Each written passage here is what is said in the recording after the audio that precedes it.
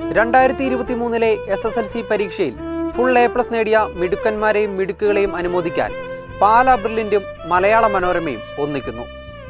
May 3 നടന്ന ഇടുക്കി ജില്ലയിലെ പരിപാടിയിൽ 1000-ൽ-അധികം വിദ്യാർത്ഥികളും അവരുടെ മാതാപിതാക്കളുമാണ് പങ്കെടുത്തത്. കേരള വാട്ടർ റിസോഴ്സ് മിനിസ്റ്ററും ഇടുക്കിയുടെ പ്രിയ നേതാവുമായ മന്ത്രി റോഷി അഗസ്റ്റിൻ, ഇടുക്കി ജില്ലാ കളക്ടർ ഷീബ ജോസ് IAS, ഇടുക്കി ജില്ലാ sub collector Arun S. Nair IAS, brilliant study സെന്ററിലെ 2010 മെഡിക്കൽ റിപ്പീറ്റേഴ്സ് ബാച്ചിലെ വിദ്യാർത്ഥി.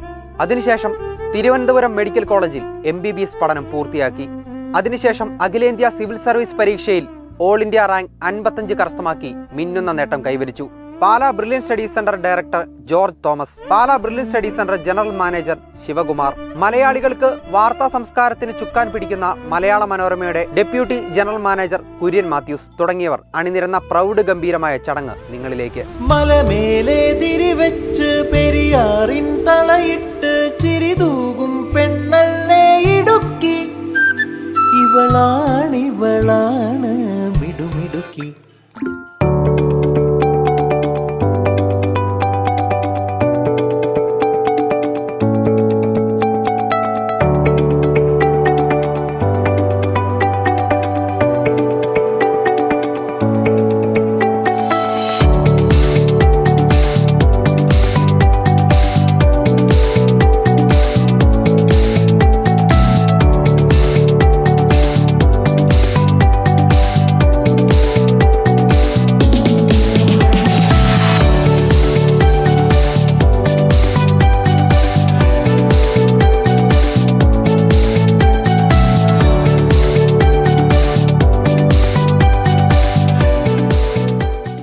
മലയാള മനോരമയും അതോടൊപ്പം ബ്രില്യൻറ്റും ഇന്നത്തെ യോജിച്ചുള്ള ഒരു പ്രവർത്തനത്തിൻ്റെ ഭാഗമായി ഇങ്ങനെ ഒരു ചടങ്ങിവിടെ സംഘടിപ്പിച്ചപ്പോൾ അത് വലിയൊരു കാഴ്ചപ്പാടിൻ്റെയും കൂടി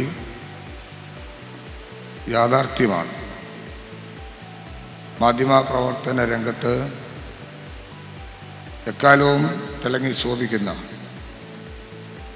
മലയാള മനോരമയും പ്രത്യേകിച്ച് വിദ്യാഭ്യാസ രംഗത്ത് ഒരു മാർഗദർശിയായി നിലകൊള്ളാൻ നൂറ്റാണ്ട് കാലത്തിലേറെ അവസരം ലഭിച്ച ബ്രില്യൻ്റ് സ്റ്റഡി സെൻ്ററും കട്ടപ്പനയിലെത്തി ജില്ലയിലെ കുട്ടികളെ ആദരിക്കുന്നു. അവരോട് നന്ദി രേഖപ്പെടുത്തുവാനുള്ള ചുമതല കൂടി ഈ ജില്ലയിൽ നിന്നുള്ള ഒരു ജനപ്രതിനിധി നിലയിൽ എനിക്കുണ്ട്. ഞാൻ പ്രത്യേകമായിട്ട് അവരെയും അഭിനന്ദിക്കാൻ അവസരം വിനിയോഗിക്കുക.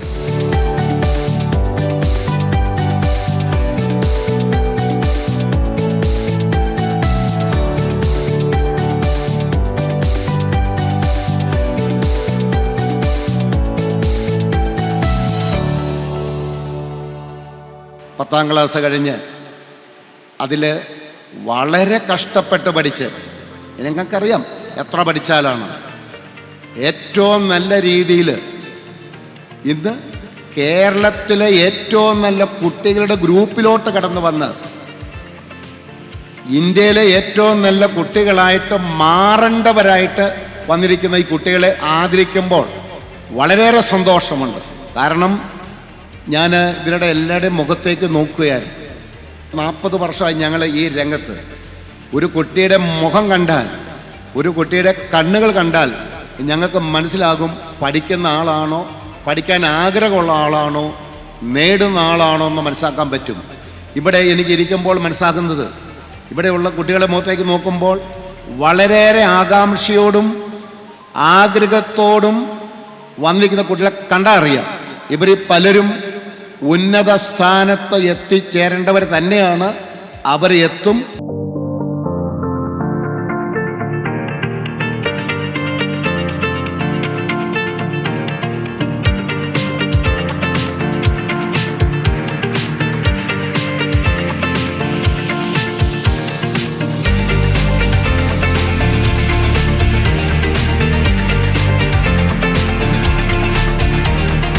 ഓരോ കുട്ടിക്കും ഓരോ കഴിവുകളാണ്. ഇവിടെ ഇരിക്കുന്ന A+ കിട്ടിയ എല്ലാവരും അല്ലെങ്കിൽ A+ കിട്ടാത്ത മറ്റു കുട്ടികളും കഴിവില്ലാത്തവരാണ് എന്നതിന് അർത്ഥമില്ല.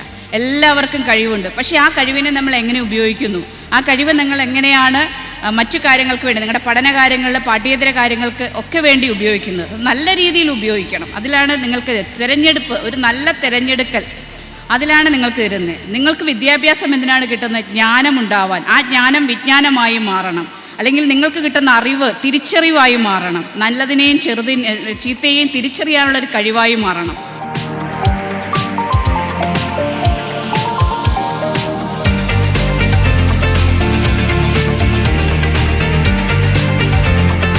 നൊസ്റ്റാൾജിക് ഫീലിംഗ് ആണ് എനിക്ക്.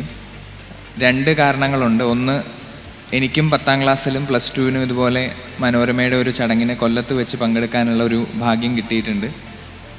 2010 പ്ലസ് ടു, 2008 SSLCയും.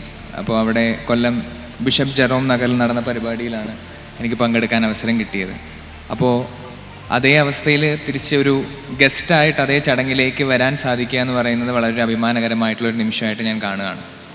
രണ്ടാമത്തെ നൊസ്റ്റാൾജിക് ഫീലിംഗ് തുടങ്ങാൻ കാരണം സാറ് സൂചിപ്പിച്ച പോലെ ബ്രില്യൻറ്റിൻ്റെ ഒരു സ്റ്റുഡൻ്റായിരുന്നു ഞാൻ.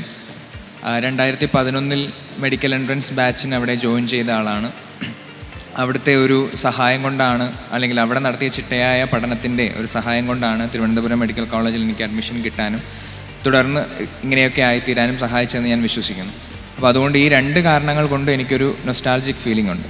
നിങ്ങളിവിടെ ഇരിക്കുന്നത് A+ നേടിയവരായതുകൊണ്ട് നിങ്ങളോട് ചെറിയൊരു ഉപദേശം, വിജയങ്ങളിൽ മതിമറക്കരുത് എന്നുള്ളതാണ് ആദ്യം പറയാനുള്ളത്. ഇത് നിങ്ങളുടെ ഒരു തുടക്കം മാത്രമാണ്. ഇപ്പോൾ 10ാം ക്ലാസ്സിൽ എല്ലാ വിഷയത്തിനും A+ കിട്ടി, അതുകൊണ്ട് ഇനി എനിക്കൊന്നും പ്രത്യേകിച്ച് ആവശ്യമില്ല, ഞാൻ എല്ലാം തികഞ്ഞു എന്നുള്ള രീതിയിലൊരു ഓവർ കോൺഫിഡൻസ് നിങ്ങളുടെ മനസ്സിലേക്ക് വരാനായിട്ട് പാടില്ല. കാരണം ഈ ലോകം എന്ന് പറയുന്നത് ഹൈലി കോമ്പറ്റീഷൻ ആയിട്ടുള്ള ഒരു ലോകമാണ്.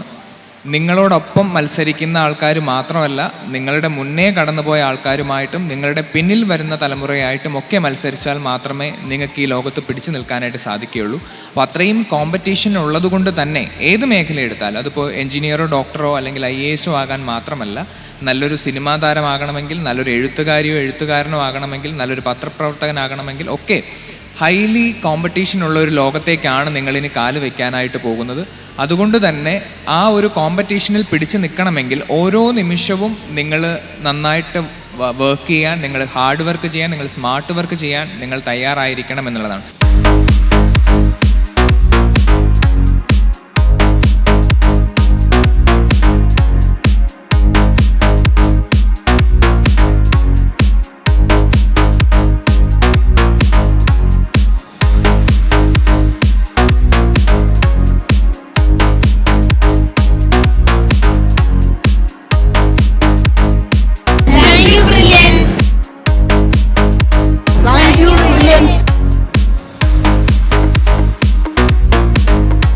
എൻട്രൻസ് സംബന്ധമായ വാർത്തകളും അപ്ഡേഷനുകളും ഏറ്റവും വേഗം ആധികാരികമായി അറിയാൻ ബ്രില്യൻ സ്റ്റഡി സെന്റർ പാല യൂട്യൂബ് ചാനൽ സബ്സ്ക്രൈബ് ചെയ്യുക, ബെൽ ഐക്കൺ അമർത്തുക. ഈ വീഡിയോ മറ്റ് സുഹൃത്തുക്കളിലേക്കും ഷെയർ ചെയ്ത് നൽകുക.